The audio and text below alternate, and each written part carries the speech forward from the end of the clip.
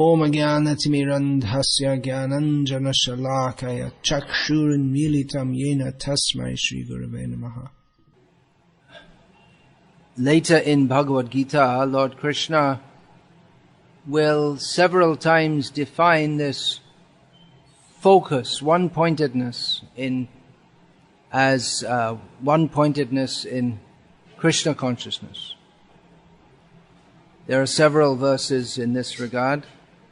Ananya cheta satatam yomam smrati nischayaha tasyaham sulabhang partha nitya yuktasya yoginaha. There's one. Ananya cheta, or ananyas chintayanto mam. Ananya means without any other, fully concentrating on me.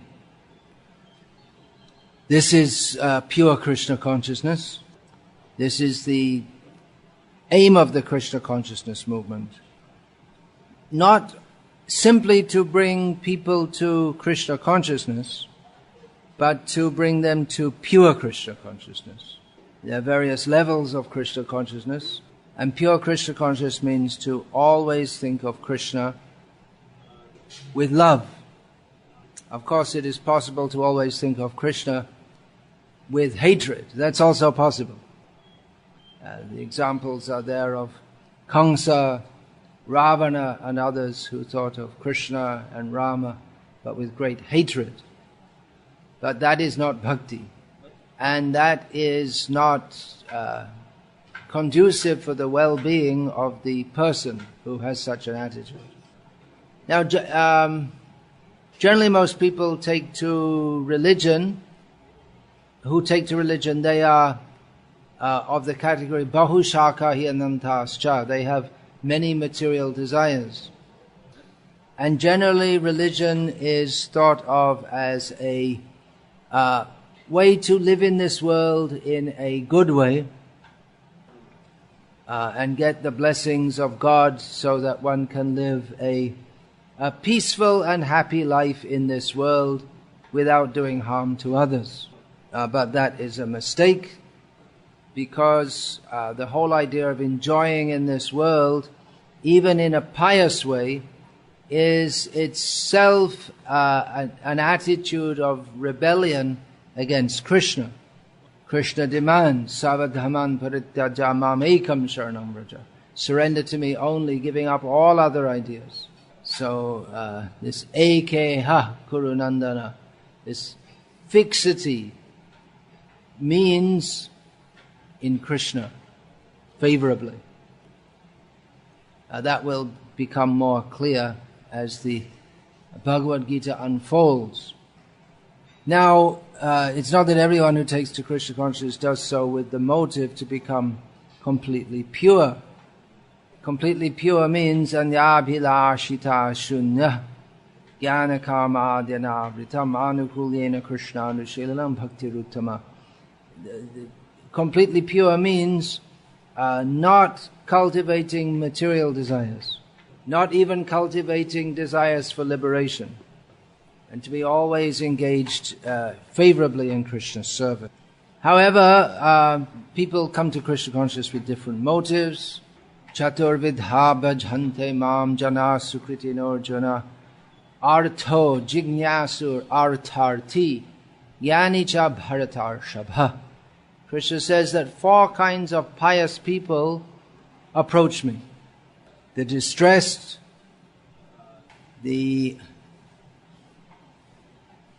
that's not really correct. Distressed, dukhi, something like that. Everyone has kashta, but that not necessarily distressed.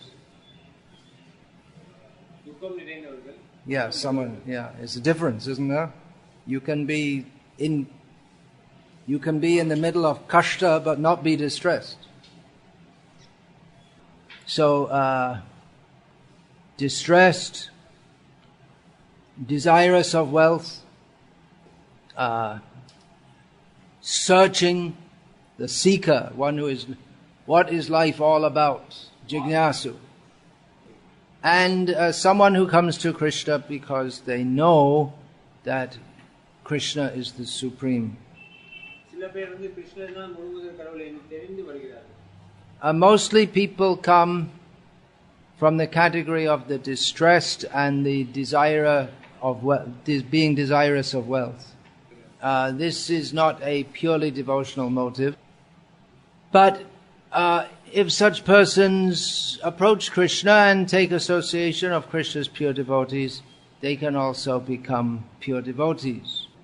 Jaha komal shraddha shekarishta jan, krame krame teon hoibe bhakta uttam. One who has very pliable faith is called a kanishta, or a very low-level devotee, but gradually he also can come to the topmost level. So that requires them to associate with advanced devotees. Srila Prabhupada writes here in this purport, the resolute purpose of a person in Krishna consciousness is based on knowledge.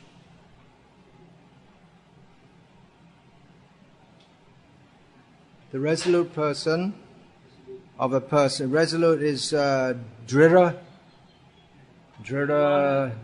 mana, it's resolute determination. It's the same, actually it's an adjective and the noun are more or less the same. So you can just say drirata, something like that. It's just to emphasize, that's all.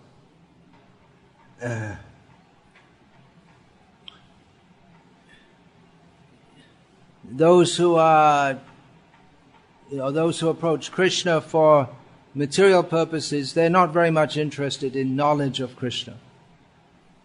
They think, well, if I can get my job done, then what do I need to know about Krishna? If he gives me money, then that's all. I don't need to know anything about him. I get the money, that's all. Just like if you go to an ATM, it's probably not much used here yet. You don't need to know how the machine works. You put the card in, the money comes out, that's all. You don't need to know how it works.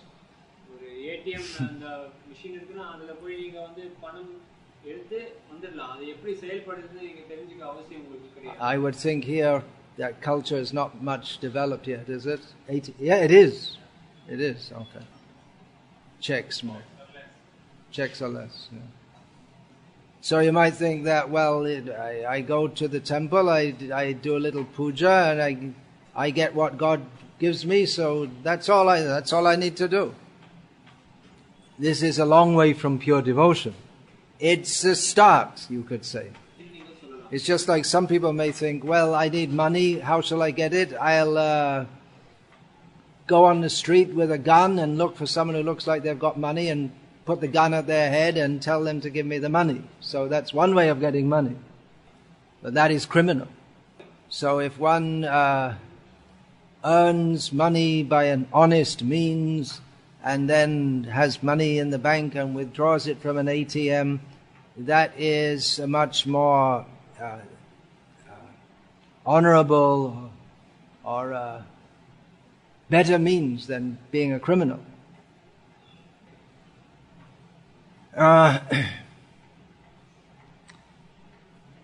So to approach God, that means, even for money, that means that at least there's some recognition. God is there.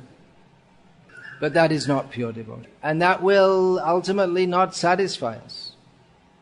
Savai pungsang paro dharmo yato bhaktirad hokshajaya haitukya pratihata yayatma suprasidati. The highest dharma for every person is unmotivated and uninterrupted devotion to the transcendent Lord. Only that will satisfy the self. So Krishna tells us to surrender to Him. That is for our benefit, not for His benefit. We will continue to suffer in this material world as long as we do not take up this full absorption in Krishna. Now, from time immemorial, we have been forgetful of Krishna. Krishna bhuli se jivanadi bahirmukh. Not just forgetful of Krishna, but actually inimical to Krishna. So, although we may accept that we should surrender to Krishna and think only of Krishna, we find it difficult to do so due to bad habit from many lifetimes. Therefore we have the process of sadhana bhakti, which helps to gradually purify our consciousness and purify our attraction, which is presently focused on everything mundane, so that we always think of Krishna. Actually, we should always think of Krishna. Krishna's names, forms, qualities, pastimes, and qualities. That is what we should all immediately do as soon as we understand the teachings of Bhagavad-gita. However, it may take some time. We have to be patient also. So you may think, well, it may take a long time before I can become actually absorbed in thinking of Krishna. There is a very powerful means by which we can become absorbed in Krishna thought, even in our present stage. And that is to become absorbed in thoughts of serving Krishna.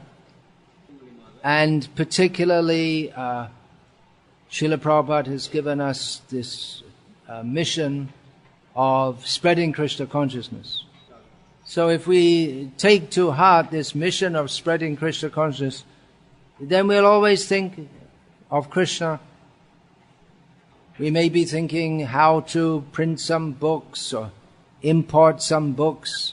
For importing books we may have to go through so many customs procedures and so many things, just for example.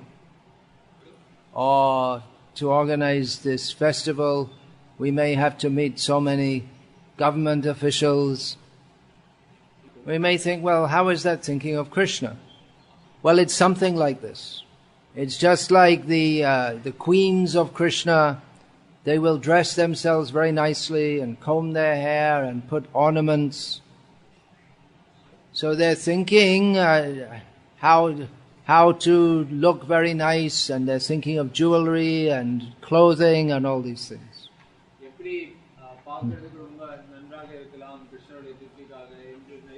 No, you're going ahead of me. You're saying it before I said it. I'm supposed to say it and then you say it. The Krishna Tripti part comes later.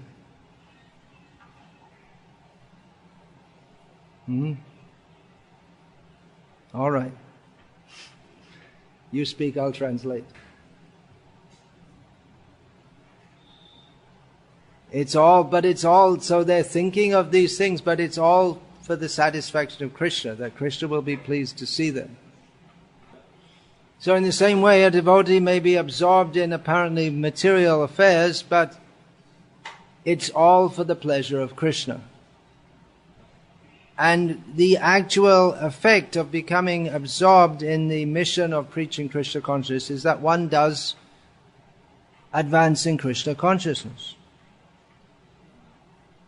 When we're making all efforts to share Krishna consciousness with others, then we perceive Krishna's mercy, the enthusiasm of Krishna consciousness, the spirit, we become infused with that.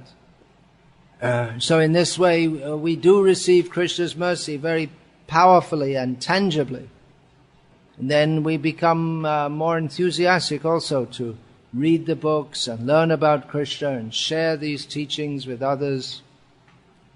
This is for grihastas also.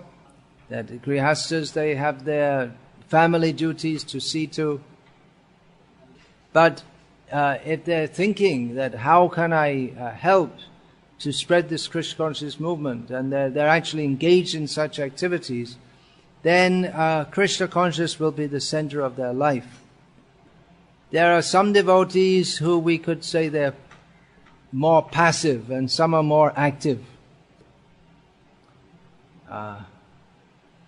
So passive means that they'll come to the temple once a week, once a month, once a year. They'll do their Krishna conscious activities at home. But they're more or less satisfied just to practice Krishna consciousness, but they're not much concerned to help spread Krishna consciousness. They have their guru and they'll have a picture of the guru and they'll bow down, but not thinking very much about how I can truly please my Guru by preaching Krishna consciousness. So such devotees might be satisfied at the level of Krishna consciousness that they're at, but they won't get the same intensity as those who are thinking how to spread Krishna consciousness, who are part of the mission, all the devotees coming together to spread Krishna consciousness. That is Sankirtana. Bahubir militva yat kirtanam iti Sankirtanam. Sankirtan means when many devotees come together to glorify Krishna. In this Kali Yuga, we get strength. Sange Shakti Kalo Yuge. In this Kali Yuga, we get strength from coming together. We may think if I have to concentrate on Krishna, then if I'm mixing up with other people, they'll disturb my concentration. But actually they help us to think of Krishna. Smarantam smarayantascha. Devotees, they think of Krishna and they help others to think of Krishna.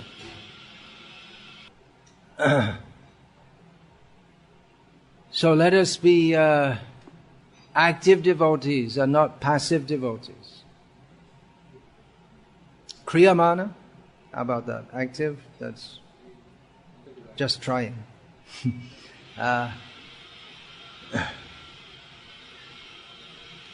In this sense, we can say in Sanskrit there are these words yukta and ayukta. Yukta means to be joined. Yukta ityuchyate yogi. One who is joined, he is called a yogi. Yoga and yukta, these two words are synonyms. So we can we can link up very well with Krishna by Sankirtanam. Sankirtan in the broader sense, not only of chanting the holy names, but of glorifying, joint effort to glorify Krishna. We can also link with Krishna just in some more relaxed way. But that will not be a very strong link. Yukta, to join with Krishna, means should be very strong link. Just like sometimes you may see some advertisement for some glue, and there's something which is joined together with glue, and there are two elephants pulling from each side, and they can't separate it because the glue is so strong. So in the same way, there may be so many strong Maya gives so many strong efforts to pull us away from Krishna, or to de-link us from Krishna, to make us ayukta. So we have to be very strong in Krishna consciousness. Our link with Krishna has to be very strong. So strength comes from association of devotees who are all endeavoring to please Krishna. This festival is a great opportunity to glorify Krishna, to help others come closer to Krishna. And all classes of devotees, they like to participate in such festivals. But generally we see, I can imagine it's like that in America, that some devotees, you'll see them at the Rath Yatra. That's it. Once a year. Maybe a Janmashtami also. But Rath Yatra they like to come. Everyone likes to come for Rath Yatra. It's like that. In England and America, devotees they're devotees, but you don't see them much.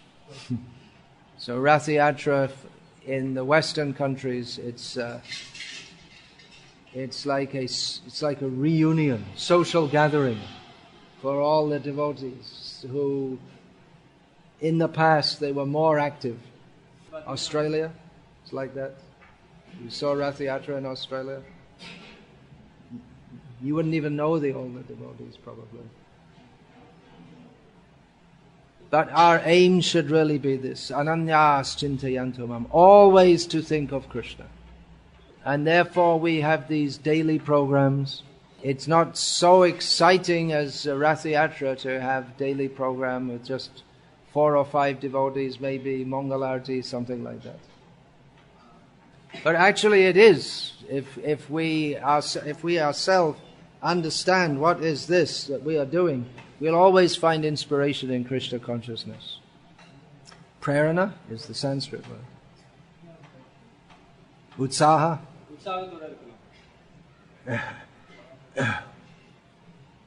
So thank you all for coming and participating in this festival. And we hope to see you all many times before the next Rath Yatra. There's so much activity to be done in Krishna consciousness. Soon the new books will be printed in Sinhala. So we shouldn't think that Krishna consciousness is only meant for the Hindus. If we look in the English dictionary, we'll find the word Krishna. And it will say they're a Hindu god. But Krishna never says, I am a Hindu god. Krishna says, Sarva Loka Maheshwaram, I am the supreme controller of all the planets. Aham Bija Pradapita, I am the seed-giving father of all living beings. So we need to spread Krishna consciousness to all people. So with these books becoming available, we have a lot of work to do, to go house to house, town to town, village to village, distribute these books and read the books so that we can understand. Again, I'm quoting from Srila Prabhupada's purport, the resolute purpose of a person in Krishna consciousness is based on knowledge. And then we can explain to others also. People will ask so many questions. If we study Srila Prabhupada's books, we'll be able to answer them. Then they'll be satisfied. Then their faith in Krishna consciousness will increase also. Because practically people may call themselves Hindu, Buddhist, Christian, Muslim, but no one knows anything about what they just believe something. They're not even sure what they believe. So be involved. There's a great mission to spread Krishna consciousness all over the world. Those of you who are older, getting toward retirement age, then you can think you don't have to stay at home all your life. You can come out and serve Krishna full time also. Just like Haripada Prabhu and his wife. He was doing business, had his family, now retired and only preaching. And actually he was preaching during Grihastha life, but then he had also to do business, this and that. So you can do that also. During your family life you can engage in the preaching mission, and then when the time comes, then you can just do so full time. And this way we can always be absorbed in Krishna thought. Otherwise there'll be so many unnecessary thoughts. We can chant Hare Krishna, but we also have to become very resolute. Otherwise Maya will catch us.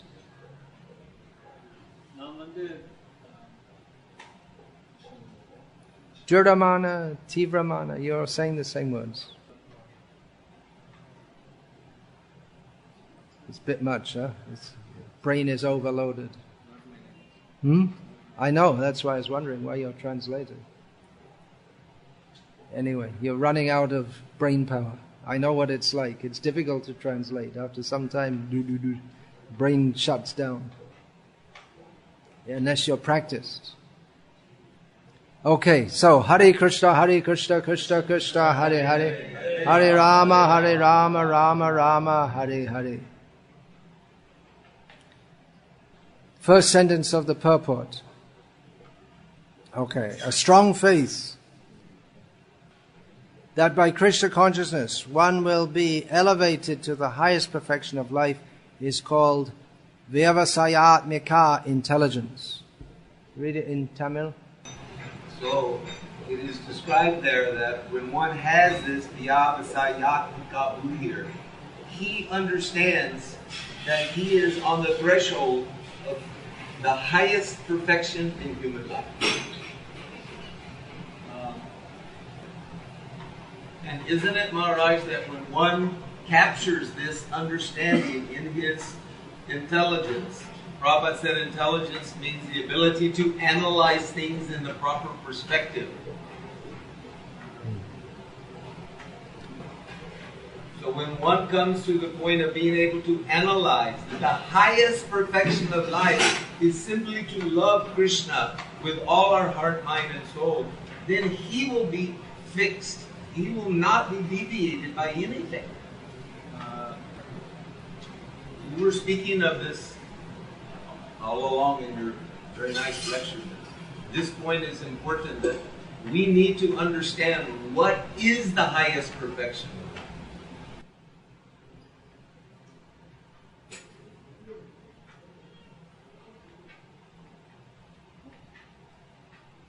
Hare Krishna. Jai Jagannath. Jai Srila Prabhupada. Hare Krishna.